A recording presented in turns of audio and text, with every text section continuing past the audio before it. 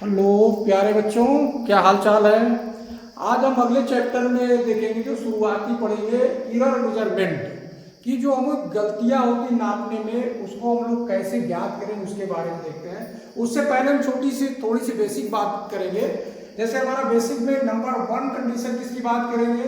जैसे किसी यूनिट का हम लोग लिखते हैं, यूनिट का क्या लिखते हैं, यूनिट का नेम लिखने लगते हैं। यूनिट का नेम लिखेंगे, जैसे एम्पियर है, ऐसे लिखा हुआ है, एम्पियर लिखा हुआ है, तो उसको हम लोग कैसे लिखते हैं उसकी बात हम थोड़ा सा करेंगे। तो बच्चों यहाँ पर देखिए, जैसे यहाँ पर एम्पियर लिखा हुआ है, तो यहाँ पर नेम के लिए हम लोग करते हैं कि इसको एम्पियर ऐसे नहीं लिखा जाता है, एम्पियर को ऐसे नहीं लिखा जाता। कैसे लिखा जाता है, एम्पियर ऐसे लिखा जाता है। किसी यूनिट का एम्पियर ए स्मॉल से लिखा जाता है। जैसे न्यूटन लिखा हुआ है, तो हम लोग न्यूटन में यानी इस तरह लिख देते न्यूटन, तो ये गलत है। तो हम लोग न्यूटन में क्या लिखेंगे, तो किसी यूनिट में जब इस तरह नाम लिखने लगेंगे तो स्मॉल का प्रयोग करेंगे और इस तरह लिखेंगे न्यूटन, छोटे लेटर में न्यूटन का प्रयोग लिखेंगे। तो छोटी छोटी बातें हैं प्यारे बच्चों, लेकिन ये है थोड़ा सा आप जो है सुधार लेंगे तो गलतियां सब पकड़ में आ जाएगी। छोटी बात है लेकिन समझदारी की बात है। नंबर दूसरा क्या सीखना है आपको कि अगर किसी मान लीजिए यूनिट का हम लोग लिखते हैं, क्या लिखते हैं, जैसे एम्पियर का हम लोग लिखते हैं, एम्पियर हमने ऐसे लिख दिया है। इसकी यूनिट लिखते हैं मात्रक में, जैसे हिंदी के मात्रक में, तो मात्रक ए लिखते हैं। तो यहाँ पर हम इस तरह ए नहीं लिखेंगे। जैसे किलोग्राम हम लोग लिखते हैं, ऐसे केजी लिखते हैं, ठीक होगा। अब जैसे मान लीजिए हमारा लिखा हुआ है एम लिखा हुआ, तो यहाँ पर कैपिटल लेटर में यहाँ पर एम्पियर को हम लोग जैसे एक शब्द का लिखा गया मात्रक का, तो लोग एम्पियर ऐसे ए से प्रयोग करेंगे, ना कि इस तरह ए से हम लोग डिनोट नहीं करेंगे। इस बात को जरूर ध्यान रखेंगे। ये तो दो चीजें हैं जो आपको समझ के चलना है। और तीसरी बात क्या समझना है, तीसरी बात यह समझना है कि किसी यूनिट में जब हम लिखने लगते हैं, जैसे मान लीजिए एक एग्जाम्पल्स देखें, किलोग्राम मीटर प्रति सेकेंड स्क्वायर ऐसे लिखा हुआ है, तो अब इसमें क्या करना है कि हमको ये डॉट डॉट नहीं लगाना है, डॉट डॉट नहीं लगाना, सीधा लिखना है इसमें किलोग्राम मीटर सेकेंड, इस तरह लिख देना है। तो ऐसे नहीं लिखा जाएगा बल्कि ऐसे लिखा जाएगा। तो यहाँ पर एक लिखने की एक शैली है जिससे पढ़ने में भी ठीक है और हमारा गलत भी पंचुएशन नहीं होगा। तो पंचुएशन के बारे में हमको थोड़ी सी जानकारी होनी चाहिए कि कैसे इस यूनिट के शब्दों को लिखा जाता है। तो प्यारे बच्चों आगे बढ़ते हम लोग एरर के बारे में देखेंगे। एरर में हम लोग क्या देखते हैं, हमको इस एरर में क्या क्या प्राप्त करना है उसको देखते हैं। एरर का मतलब क्या होता है, गलतियां। एरर का क्या मतलब होता है, गलतियां। जैसे इसमें हमको क्या देखना है, एरर में एक हमारा जो है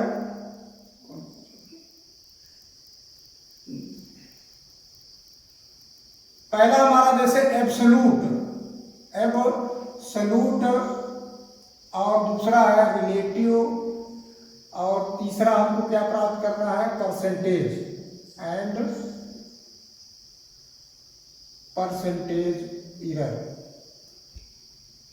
इन तीनों की हम बात करेंगे। होता क्या है, एब्सोल्यूट एरर, रिलेटिव एरर और परसेंटेज एरर क्या होता है, जो एग्जाम में बहुत पूछा जाता है।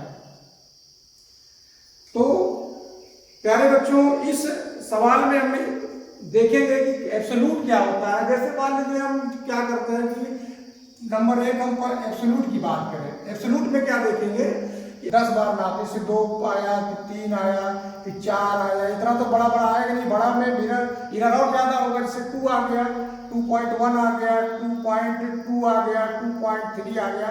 इस तरह कितनी बार हम नापते जाएंगे तो कुछ ना कुछ डिफरेंट आएगा।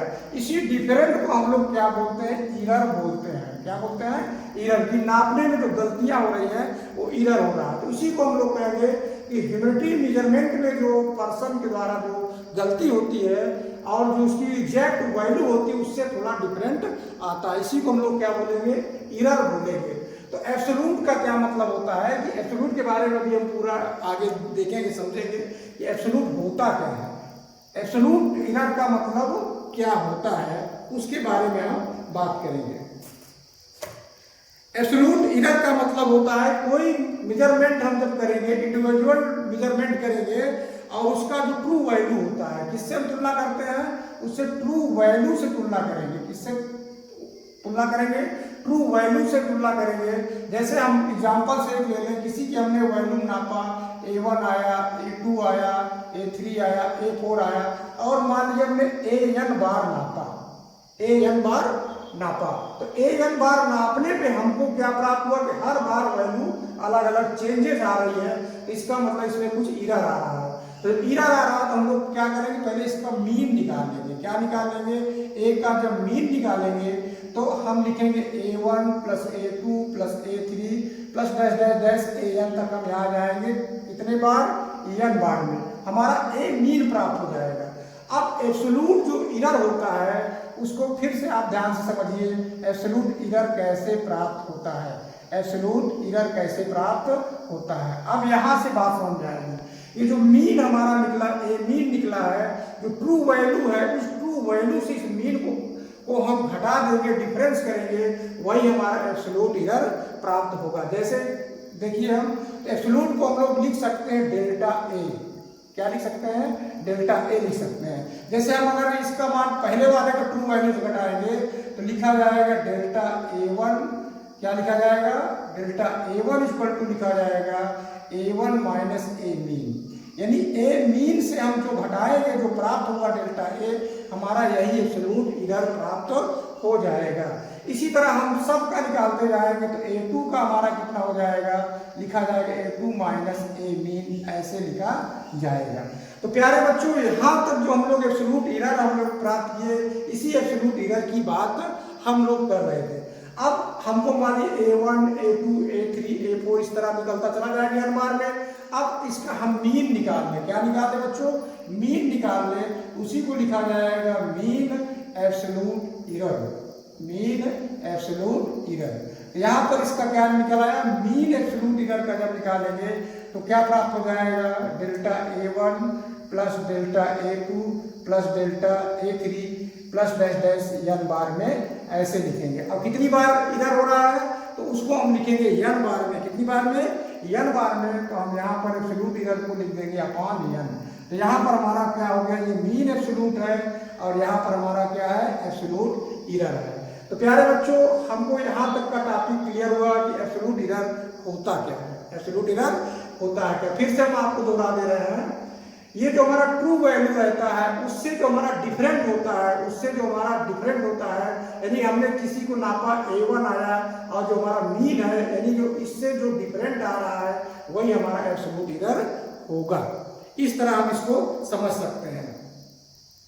अब प्यारे बच्चों, इसमें अगला जो हम लोग देखते क्रम में एक आता relative error. Relative error, relative error में क्या देखेंगे, इसमें देखिए रिलेटिव एरर का मतलब होता है, इसको हम लोग यहाँ लिख देते हैं। रिलेटिव एरर क्या होता है, देखिए प्यारे बच्चों, रिलेटिव एरर, रिलेटिव एरर एकदम सिंपल सी बात है। देखिए रिलेटिव एरर में क्या लिखेंगे, जो हमारा ये मीन निकला है, क्या निकला हुआ है, मीन जो निकला हुआ है हमारा, इसको हम कह सकते हैं डेल्टा ए का मीन। इस तरह हम लिख सकते हैं डेल्टा ए मीन। जो मीन एब्सोल्यूट का आया है उसके से हम लोग इस ए मीन से भाग कर देंगे, रिलेटिव एरर प्राप्त हो जाएगा। तो डेल्टा ए का मीन जो हमारा निकला है, ये जो वैल्यू जो ये प्राप्त हुआ है, इससे किसको डिवाइड कर देंगे, ए मीन से भाग कर देंगे, वही हमारा जो है रिलेटिव एरर आ जाएगा। मतलब उससे रिलेटिव एरर, मतलब इससे संबंध हो के ए से इतना प्राप्त होगा। रिलेटिव का मतलब आप समझ रहे हैं, जैसे हम ये कहें किसी चीज को हमको ए को नाप रहे हैं, उसमें एरर हमको डेल्टा ए प्राप्त हो रहा है। इसका रिलेटिव जब हम बनाएंगे तो क्या लिखेंगे, डेल्टा ए अपॉन ए, ऐसे लिखेंगे, ये हमारा रिलेटिव एरर हो जाएगा। इसको हम कहेंगे रिलेटिव एरर हो जाएगा। अब ये परसेंटेज की बात करेंगे अगले क्रम में, जैसे हम पढ़ते हैं कि परसेंटेज एरर क्या होता है। तो इसी रिलेटिव एरर को अगर हम प्रतिशत में बदल लें, परसेंटेज में बदल लें, तो वो हमारा हो जाएगा परसेंटेज एरर। क्या लिखा जाएगा, परसेंटेज एरर।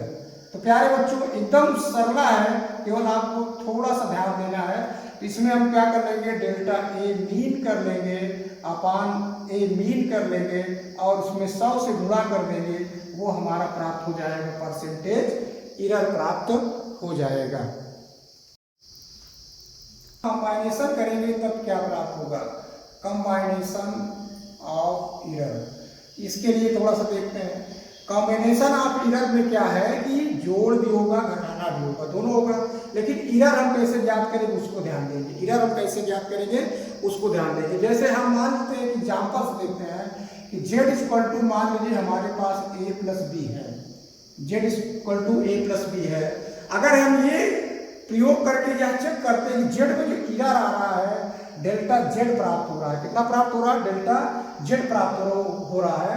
यानी जो डेल्टा z की जो वैल्यू इरर हमको प्राप्त हो रहा है वो किसकी गलती की वजह से हो रहा है, यानी a में कुछ गलती कर रहे हैं, कुछ b में गलती कर रहे हैं। मतलब कि कुछ इरर a में आ रहा है, कुछ इरर b में आ रहा है, तो दोनों में इरर आ रहा है। इसका मतलब क्या प्राप्त हुआ कि जो हमारा डेल्टा z इरर मिल रहा है वो कहाँ से मिल रहा है, डेल्टा a से मिल रहा है और डेल्टा b से मिल रहा है। तो प्यारे बच्चों इस कॉन्सेप्ट को एकदम क्लियर रखेंगे कि जो इरर होगा वो इससे भी मिल जाएगा, इनको दोनों को जोड़ने से ही डेल्टा z इरर प्राप्त हो रहा है। एक कॉम्बिनेशन ऑफ इरर हो गया है। अगर मान लीजिए इसमें निगेटिव शब्द आ जाता है, जैसे z equal to a minus B दिया होता है, तब यहाँ पर माइनस शब्द आ गया, तो इसको हम ये ध्यान रखेंगे माइनस से संबंध नहीं रखेंगे। तो हम एक्सपेरिमेंट की बात नहीं करें, केवल हम समझेंगे कि इसमें जो डेल्टा z का जो अंतर आ रहा है वो a के नापने में कुछ गलती हो रही है, कुछ b के नापने में गलती हो रही है। तो जो हम इरर लिखेंगे उसमें डेल्टा z को भी लिखेंगे, डेल्टा a लिखेंगे प्लस डेल्टा b लिखेंगे, माइनस से कोई संबंध स्थापित नहीं करेंगे, क्योंकि जो b में जो गलतियां कर रहा है वो a में भी कर रहा है, तभी इतना आ रहा है। यानी इरर जो होगा हमारा सदैव दोनों को जुड़ के ही डेल्टा z प्राप्त होता है। तो ये कॉम्बिनेशन ऑफ इरर में प्लस माइनस में दोनों में हम इरर जब निकालेंगे तो प्लस में ही कर लेंगे, इस चीज को हम ध्यान रखेंगे। इसके आगे क्रम में हम देखते हैं, अगर मान लीजिए हमारा इरर आ जाए प्रोडक्ट और क्वाड्रेंट का, तो उसके लिए हम लोग क्या करेंगे, देखिए ध्यान से। जैसे मान लीजिए हम ये समझे कि z इक्वल टू हमारा दिया हुआ है a b दिया हुआ है, अथवा और दिया हुआ z equal to a upon b दिया हुआ है, तब इसमें जब इरर निकालने लगेंगे तो इरर के लिए हम लोग क्या लिखेंगे, डेल्टा z का जब हम लिखेंगे डेल्टा z अपॉन z लिखेंगे तो क्या प्राप्त होगा इसमें समझ के बताइए क्या लिखेंगे हम इसमें जब मैक्सिमम इसकी जो इरर लिखा जाएगा डेल्टा a अपॉन a लिखा जाएगा plus delta b upon b लिखा जाएगा, इस तरह लिखा जाएगा। अब यहाँ पर बटे में नीचे है, इसमें कंफ्यूज नहीं होना है, इसमें भी वही इरर लिखा जाएगा, delta z upon z equal to delta a upon a plus delta b upon b, ऐसे लिखा जाएगा। क्लियर हो गई प्यारे बच्चों।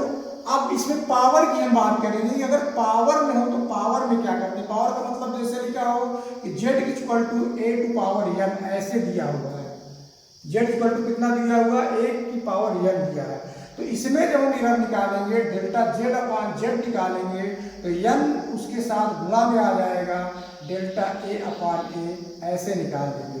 तो प्यारे बच्चों तो ये जो कॉन्सेप्ट हमने बताया इसको बहुत ध्यान से लगाना, आगे हम वीडियो में बताएंगे कैसे इक्वेशन पे इरर निकालते हैं। धन्यवाद।